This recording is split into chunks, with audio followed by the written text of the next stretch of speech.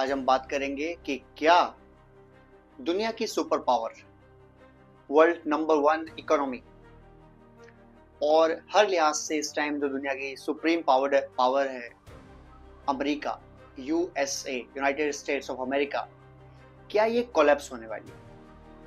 और अगर ये कोलैप्स होती है तो इसके दुनिया पर क्या प्रभाव पड़ेंगे, इसके बारे में बात करेंगे।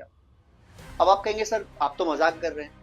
जो दुनिया की सुप्रीम पावर है इस टाइम, जो दुनिया की नंबर एक पावर है, जिसके आसपास फिलहाल एक चाइना है, वो भी उससे अगर देखा जाए तो 1/3 1/4 पीछे है, जिसके पास दुनिया की सबसे बेहतरीन फौज है, एयरफोर्स है, नेवी है, वो देश कैसे कोलैप्स कर सकता है? तो आपको मैं सबसे पहले जाऊं हिस्ट्री के अंदर और वहां से फिर मैं बात शुरू करूंगा कि कैसे ये पॉसिबल है। सबसे पहले दुनिया में अगर कोई देश टूटता है तो उसके दो कारण होते हैं। पहला बाहरी, कि अगर बाहर से किसी ने हमला किया, जीत लिया, टुकड़े कर दिए, इस तरीके से हो सकता है, जैसे भारत ने किया था पाकिस्तान के 2 टुकड़े, ईस्ट पाकिस्तान को आज हम बांग्लादेश के नाम पे जानते हैं। दूसरा होता है कि अगर कोई देश अपने आप टूट जाता है, जैसे कि सोवियत यूनियन। सोवियत यूनियन 26 दिसंबर 1991 में टूटा और उसके 15 टुकड़े हुए। उसके पीछे जो कारण थे वे कारण में डिस्कशन करेंगे आज, और वे कारण ही अब अमेरिका के आसपास नजर आ रहे हैं, और इससे नजर आता है कि शायद अमेरिका भी कोलैप्स हो सकता है। जब 1991 में 26 दिसंबर को सोवियत यूनियन टूटा, लगभग 70 साल कम्युनिस्ट पार्टी राज करने के बाद, तो उसके कुछ मेजर कारण थे। पहला था सेंट्रल प्लानिंग। वो जो प्लान करते थे वो मेनली जो आज की रशिया है वहां से होता था, और जो बाकी के 15 देश थे जो उनके आसपास थे, नजदीक थे, उन सब में वहीं से गवर्न होता था, जिसके वजह से जो आगे जलवायु थी, जो वहाँ का इकोनॉमिक सिस्टम था, वो कोलैप्स करते थे, और हर देश के यानी उस समय के सोवियत यूनियन के हर पार्ट में वो सुविधाएं पहुंच नहीं पाती थी। इसके अलावा रंग भेद, लैंग्वेज डिफरेंसेस, ये सब भी चलते थे साथ साथ। और ऑफ कोर्स उनका एक पावरफुल दुश्मन था उस समय जो अमेरिका था, जो चाहता था कि ये कोलैप्स करे, यानी आग जो जल रही थी उसको अमेरिका ने भड़का दिया और वो कोलैप्स करा दिया। इसके अलावा रशिया का एक और प्रॉब्लम था कि उनकी मिलिट्री स्पेंडिंग बहुत ज्यादा थी, यानी वो अपने जीडीपी का लगभग 20% मिलिट्री के ऊपर खर्च करते थे, जो कि बहुत ज्यादा है किसी भी देश के लिए।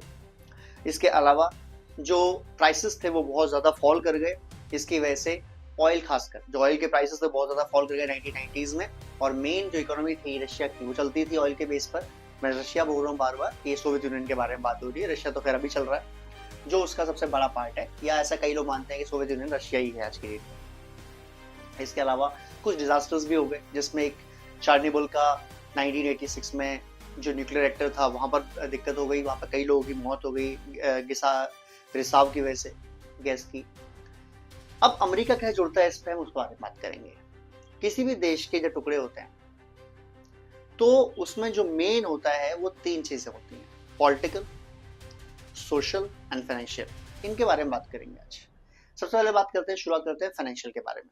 अमेरिका इस समय दुनिया की टॉप इकोनॉमी तो है, इसमें कोई डाउट नहीं है, उनकी $30 ट्रिलियन की इकोनॉमी है, बट उनके ऊपर जो डेट है, जो कर्ज है, वो $36 ट्रिलियन का है। यानी हर साल जो अमेरिकन हैं वो $1 ट्रिलियन का डेट देते हैं, यानी कर्जा देते हैं। आप कह सकते हैं कर्जा का भुगतान करते हैं या ब्याज देते हैं, और ये बढ़ते बढ़ते 2030 तक 1.4 ट्रिलियन हो जाएगा। यानी कई देश की तो पूरी इकोनॉमी इतनी बड़ी नहीं है जितना अमेरिका खाली ब्याज दे देता है।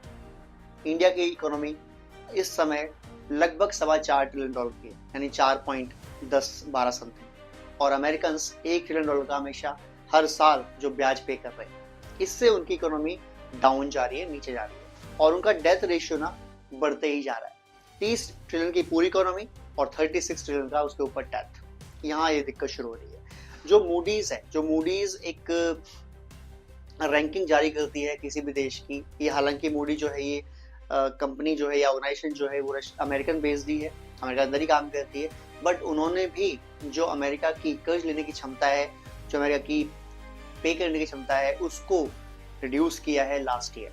यानी उनके हिसाब से भी अमेरिकन जो हैं वो ज़्यादा दिक्कत में आ रहे हैं, ज़्यादा दिक्कत चीज़ों में चल रहे हैं, और फाइनेंशियली काफ़ी वीक हो चुके हैं। और ये जो वीक हुए हैं इसकी वजह से जो धीरे धीरे इनकी जो अर्थव्यवस्था है वो चरमरा रही है। इनकी सड़कों को मरम्मत जरूरत है, सड़कें बननी चाहिए दोबारा से, वो उनका पैसे नहीं है। इनकी जो टोटल स्पेंडिंग हो रही है वो भी बहुत ज़्यादा हो रही है, वॉर इकोनॉमी कह सकते हैं आप अगर यहाँ पे। अमेरिका के अंदर जो टोटल इकोनॉमी है उसका 20 से 30% हिस्सा जो ये एक्सपोर्ट करते हैं उसकी बात कर रहा हूँ मैं। 20 से 30% हिस्सा जो है इनके एक्सपोर्टेशन का वो हथियार है, मिसाइल्स हैं, फाइटर प्लेन्स हैं, बॉम्ब्स हैं, शेल्स हैं, एंड वैरायटी ऑफ हेलीकॉप्टर्स हैं, एयरक्राफ्ट कैरियर्स हैं, सबमरीन्स हैं, बहुत सारी चीज़ें। लेकिन अगर दुनिया में कहीं वॉर नहीं होगा या दुनिया में जो देश है वो सेल्फ डिपेंडेंट होना शुरू हो जाते हैं वॉर इकोनॉमी के जोन में, तो फिर अमेरिका की अर्थव्यवस्था जाहिर सी बात है चरमराएगी। जाहिर सी बात है यूएस के अंदर इतना ज़्यादा डिफेंस की से हो गई है कि लोग जो है प्रेसिडेंट कैंडिडेट या वाइस प्रेसिडेंट कैंडिडेट्स या तो डिफेंस बैकग्राउंड से ही होता है, जिसकी खुद की कंपनी हो डिफेंस में, या उनका किसी का पार्टनर हो वो, या फिर वो लोग इतने घूस देते हैं क्योंकि वहाँ पर चंदा देना लीगल है। आप कितना चंदा दे सकते हो? जैसे आपको पता ही होगा कि जब डोनाल्ड ट्रम्प चुनाव लड़ रहे थे तो दुनिया के रिचेस्ट पर्सन एलन मस्क, जो उस समय उनके बड़े अच्छे दोस्त थे, जिगरी यार थे, उन्होंने लगभग 1000 करोड़ रुपए का चंदा दिया उनको, डोनाल्ड ट्रम्प को, जिससे चुनाव जीतने में उनकी काफी हेल्प हुई। इसमें कोई दो राय नहीं है। तो ऐसे वहां पर देना अलाउड है। तो जो बहुत सी बड़ी बड़ी कंपनीज हैं जो अरबों खरबों में कमा रही हैं, वो कई कई 100 अरब डॉलर या कई कई 100 लाख डॉलर दे देते हैं किसी एक पार्टी को, कैंडिडेट को, ताकि जब वो जीते तो उससे मनमाना काम करा सके। तो डोनाल्ड ट्रम्प के जो बैकग्राउंड में है, जो सपोर्ट में है, वो काफ़ी हद तक ऐसी कंपनीज भी हैं। एक तो ऑयल रिफाइनरीज हैं जो चाहते हैं कि ऑयल निकले बजाय इलेक्ट्रिक व्हीकल ज़्यादा प्रमोट हो। इसी वजह से एलन मस्क को निकाला गया डोनाल्ड ट्रम्प की तरफ से, जो कि हमने पूरा वीडियो बनाया था कि क्यों आखिर एलन मस्क, जो जिगरी यार था डोनाल्ड ट्रम्प का, जिसने लगभग 1000 करोड़ रुपए दिए डोनाल्ड ट्रम्प को, फंडिंग करी कि रिपब्लिकन पार्टी जीते, चुनाव जीत भी गए, जो फिर शुरुआत में डॉज के हेड बनाए गए। वो बाद में उन्होंने ऐसा क्या हुआ कि डोनाल्ड ट्रम्प की और एलन मस्क की लड़ाई सामने आ गई, रोड पे एकदम लड़ाई हुई, और फिर किस तरीके से मस्क को निकाल दिया गया पार्टी से और मस्क ने किस तरीके से छोड़ दिया ये जो डॉज के जो इंजीनियर्स थे या जो मालिक थे, इस तरीके कैसे उन्होंने रिजाइन दे दिया डॉज के पद से, ये आप सबको पता है। लेकिन एक बहुत बड़ी से है मैन्युफैक्चरिंग कंपनीज की अमेरिका के अंदर जो हथियार निर्माण करती हैं, तो वो चाहती हैं कि वॉर चलता रहे। जैसे यूक्रेन में फंडिंग हो रही है, यूएस फंड कर रहा है यूक्रेन को वॉर को चलने दे रहा है। लेकिन एक्चुअली क्या कर रहा है यूएस एक तो डायरेक्टली हथियार परचेस कर रहा है और वो भेज रहा है यूक्रेन, पैसे कहाँ गए? यूएस कंपनीज को। दूसरा, यूएस पे कर रहा है यूक्रेन को, वहां से पे आ रहा है अमेरिकन कंपनीज को हथियार के लिए, हथियार फिर भी जा रहे हैं यहीं से।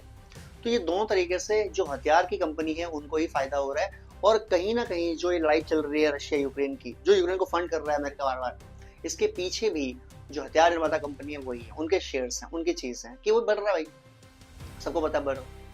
तो इस तरीके से जो यूएस की आज की डेट में जो कोलैप्स होने की घटना बन सकती है भविष्य में, वो यही है कि अगर वॉर होने बंद हो जाते हैं या कंट्रीज वॉर जोन के हिसाब से जो हथियार चाहिए वो खुद सेल्फ डिपेंडेंट बन जाती है। जैसे यूरोप ट्राई कर रहा है कि वो यूरोपियन यूनियन के अंदर ही कुछ कंट्रीज जैसे फ्रांस है, स्वीडन है, जर्मनी है, स्पेन है, इटली है, ये लोग हथियार इतने बनाने लग जाएं कि जब कभी लड़ाई हो तो इनको यूएस पे डिपेंड ना होना पड़े, एटलीस्ट 80% हथियार इनके खुद बन जाए। अगर ऐसा होता है तो सबसे ज्यादा घाटा किसको होगा? यूएस की हथियार मैन्युफैक्चरिंग कंपनीज को, जो लॉकहीड मार्टिन है, बोइंग है, ये सबको घाटा होगा, जाहिर सी बात है। इंडिया खुद कोशिश कर रहा है कि हथियार मैन्युफैक्चरिंग करे, इंडिया डाइवर्सिफाई कर रहा है कि हथियार यूरोप से ले, रशिया से ले, अमेरिका से भी लेते हैं हम, और भी जगह से लें ताकि हमारी भी डिपेंडेंसी कम हो। इंडिया भी कर रहा है। तो सारे जैसे देश अगर इस तरह काम करते हैं तो जाहिर सी बात है फिर यूएस का जो प्लान है वो सक्सेस नहीं हो पाएगा, या यूएस की अर्थव्यवस्था को बहुत सारी चोट लगेगी।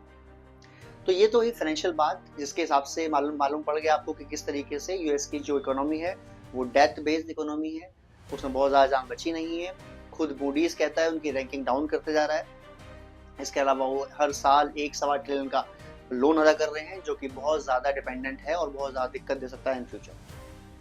अब आती है बात पॉलिटिकल बात देखा जाए तो पॉलिटिक्स में, हालांकि ये पॉलिटिकल फाइनेंशियल दोनों मैं मिला के बता दूं आपको, पॉलिटिकल्स के अंदर अब अमेरिका के अंदर जो डोनाल्ड ट्रम्प है, जो प्रेसिडेंट है इस समय, वो एक तरीके से वॉर मोड में आ गए हैं और वो इकोनॉमी वॉर मोड में आ गए हैं। ये हर बंदा जानता है कि यूएस की इकोनॉमी जो है, यूएस के जो लोग हैं वो सबसे ज्यादा परचेस करते हैं दुनिया से।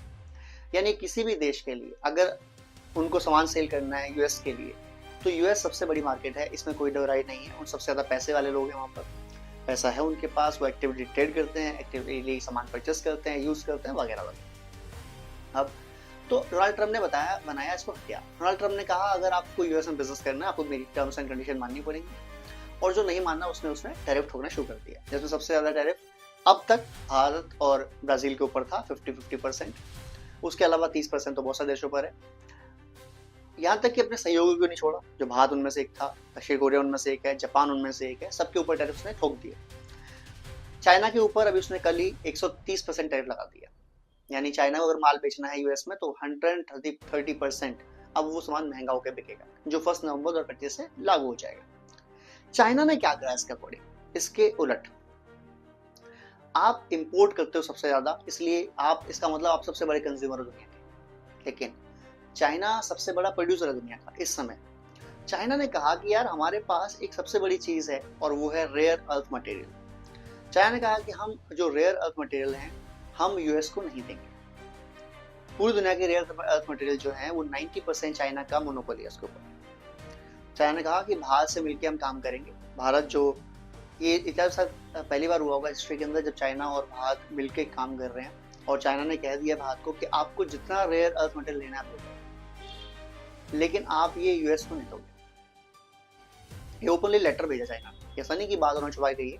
और हर देश को लगभग लेटर मिला है कि जो रेयर अर्थ मटेरियल हम आपको देंगे आप वो उस फॉर्म में, यानी रॉ मटेरियल फॉर्म में, या वो किसी और चीज में आप यूज करके, यानी और को प्रोडक्ट बना के आप भविष्य में भी ये यूएस को नहीं बेच पाओगे।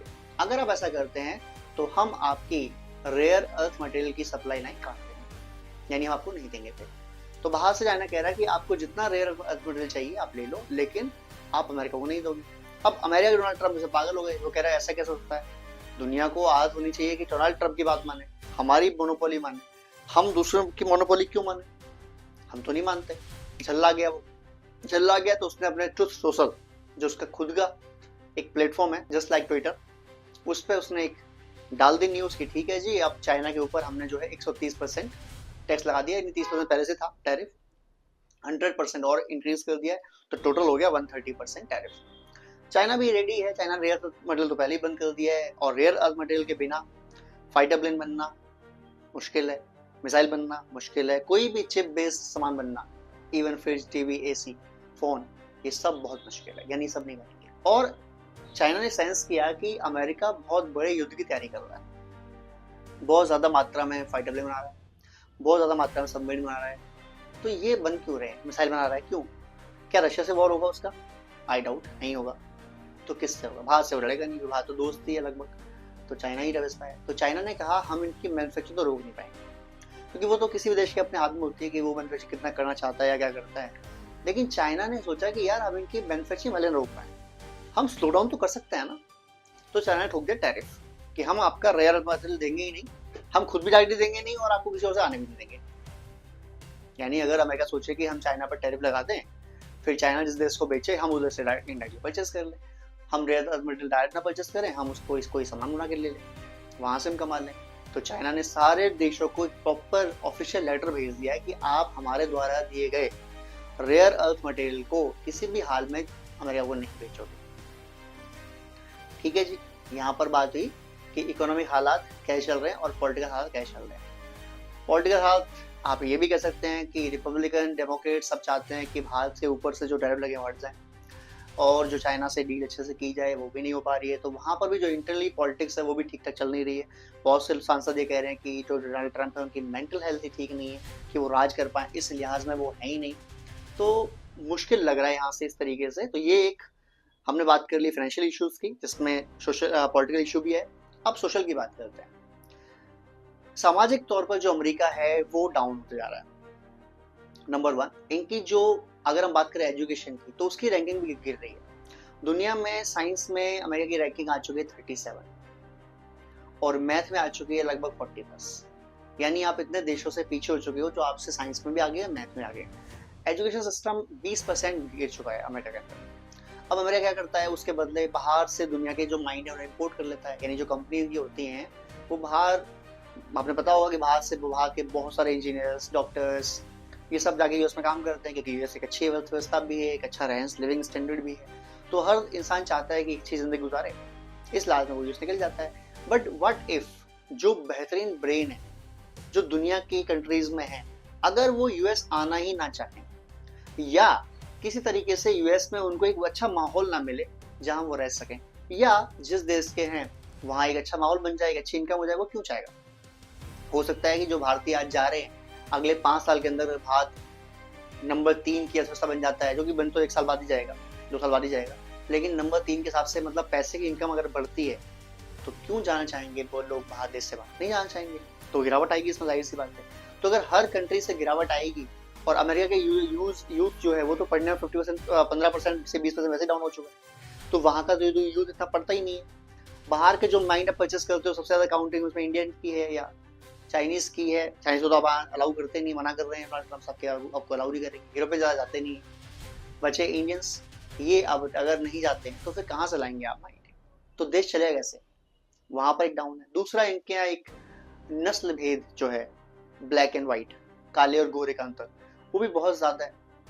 आपको पता होगा कि सुनने में आती जाती घटनाएं कि किसी काले इंसान को वहां पर बेदरमी से मार दिया, जो गोरे हैं कभी उनको कालों ने मार दिया, ये भी वहाँ चलता रहता है। इसके अलावा वहाँ हथियार कल्चर बहुत ज्यादा है, वहाँ ओपनली आप शॉप से के 47 या कोई भी गन ले सकते हैं, शौक भी है लोगों को लेने का, और अंधाधुंध फायरिंग होती है। इसलिए आप सुनते हैं हर महीने या 1.5 महीने के अंदर यूएस में घटना हुई कि गोली चला चला के 10-20 लोगों को मार दिया लोगों ने, किसी इंसान ने। अब कोई साइको है, पागल है, हथियार इजली अवेलेबल है, उन्होंने उठाया, चला दिया, फायरिंग कर दी, खुद मरा, वो मरा नहीं मरा, जेल गया वाला बात है, लोगों तो मार ही दिया ना। इसका मतलब सोशल लाइफ में भी दिक्कत है। वहाँ लोग जो शादियां हैं वो अब कम हो रही हैं और डिवोर्स ज़्यादा हो रहे हैं। जो बच्चों के स्टूडेंट लोन है, खासकर जो एजुकेशन लोन है, वो भरने में दिक्कत आ रही है, इससे फाइनेंशियल दिक्कत भी शुरू हो रही है, क्योंकि वहाँ पर क्या है कि पेरेंट्स रिस्पॉन्सिबिलिटी लें, ऐसा कोई कानून नहीं है। उन्होंने बच्चा पैदा किया, 18 ईयर्स तक पाला या नहीं पाला, आगे छोड़ दिया, आगे उसकी मर्जी, वो जिए जैसे जिए, government will take care, government को फंड देना पड़ेगा उसे $500 $1000 बेसिक नीड्स के लिए। एजुकेशन फ्री है ऑलमोस्ट वहाँ पर, तो उसके पैसे लगते नहीं है उनके लिए। हॉस्पिटल भी ऑलमोस्ट फ्री है, तो उसके पैसे लगते नहीं है। तो सारा खर्चा किसका है? गवर्नमेंट का है। गवर्नमेंट ऑलरेडी डेट में चल रही है, वहाँ एक अलग प्रॉब्लम चल रही है, तो सोशली भी दिक्कत में आ रखे हैं ये लोग। तो जो पूरा माहौल बन रखा है। अच्छा, एक चीज जो रशिया के खिलाफ थी, जो इनके खिलाफ भी है, रशिया जब टूटा था, यानी सोवियत यूनियन जब टूटा था, तो ये सारी चीजें वहां पर भी थी। सोशल डिफरेंसेस थे वहां पर, इकोनॉमी में बहुत ज्यादा प्रॉब्लम्स थी, 15-20% एक्सपेंडिचर हो रहा था सेना के लिए, वॉर के लिए। अमेरिका में सेम काम हो रहे हैं ऑलमोस्ट। वहाँ का जो लीडर्स थे वो इतने अच्छे नहीं थे। ट्रम्प के बारे में क्या कह सकते हैं, वो आज क्या बोले कल क्या बोले, तो वी डोंट नो कि इन फ्यूचर क्या है। और एक और बड़ी चीज, सोवियत यूनियन का दुश्मन था अमेरिका, जो तैयार था सोवियत यूनियन का टुड़वाने के लिए। आज की डेट में अमेरिका के जो दुश्मन है उनमें पहले रशिया होता था, बट रशिया काइनेटिकली उनका दुश्मन था, यानी हथियारों की रेस में उनका दुश्मन कह सकते हैं आप। हथियार लड़ाई कर सकता है, Russia can fight neck to neck with America, but economy wise इतना पावरफुल नहीं है Russia. America is having $30 trillion economy, Russia is around $3 trillion, यानी 10% है, तो इतना नजदीक उनके है। बट चाइना है। आज की डेट में US is facing a problem known as China. एक, उनकी रेयर अर्थ मेटल पे monopoly, they can stop whenever they want. दूसरा, उनकी जो इकोनॉमी है दैट इज अराउंड 20 ट्रिलियन के अराउंड है, आ चुकी है, यानी ज्यादा गैप बचा नहीं है। एंड इसी स्पीड चलते रहे तो अगले 20 साल के अंदर China will take over US as the number 1 economy in the world. अब सीरियस प्रॉब्लम कहाँ आ रही है? Number 1 navy in size, in terms of size, it's China, not America, not America. China की प्रॉब्लम क्या है? भारत। बट चाइना ने somehow, बल्कि डोनाल्ड ट्रम्प ने ही खुद अमेरिका ने ही ये माहौल बना के दे दिया कि इंडिया खुद चाइना की तरफ जाने लगा, और चाइना ने इस मौके को ग्रैब कर लिया। चाइना ने भारत को अपने साथ मिला लिया। जैसे ही टैरिफ लगाए गए भारत के ऊपर, अतिरिक्त लगाए गए, चाइना, रशिया और इंडिया का जो पहले RIC ब्लॉक हुआ करता था 1990s के अंदर, वो दोबारा एक्टिवेट कर दिया गया। चाइना सब कुछ दे रहा है इंडिया को जो चाहिए, क्योंकि चाइना को रियलाइज हो गया कि यार इंडिया के पास पैसा है, इंडिया के पास स्ट्रेंथ है, लड़ाई कर सकते हैं ये, तो इनसे क्यों पंगे लेना? फिर हमारे पड़ोसी भी है, तो क्यों ना पहले अमेरिका को धोया जाए, बाद में फिर इंडिया से मिलकर सेटल कर लेंगे आपस में कि लड़ना है कि साथ में रहना है। यानी हम अगर साथ में मिले, रशिया, इंडिया, चाइना, तो तीनों पूरा वर्ल्ड कंट्रोल कर सकते हैं, ये सबको पता है, ये उसको पता है इंक्लूडिंग। बट यूएस ने पता नहीं क्यों चाइना की तरफ इंडिया को भेज दिया, खुद से लड़ाई करके, बहस करके। और ये इंडिया के तो साथ अच्छा हुआ, गोल्डन अपॉर्चुनिटीज इंडिया को की, जो इंडिया अपने आपको 10 ईयर्स से 20 ईयर्स बाद प्रोजेक्ट कर पाता कि हम इतने पावरफुल हैं कि we can take on US.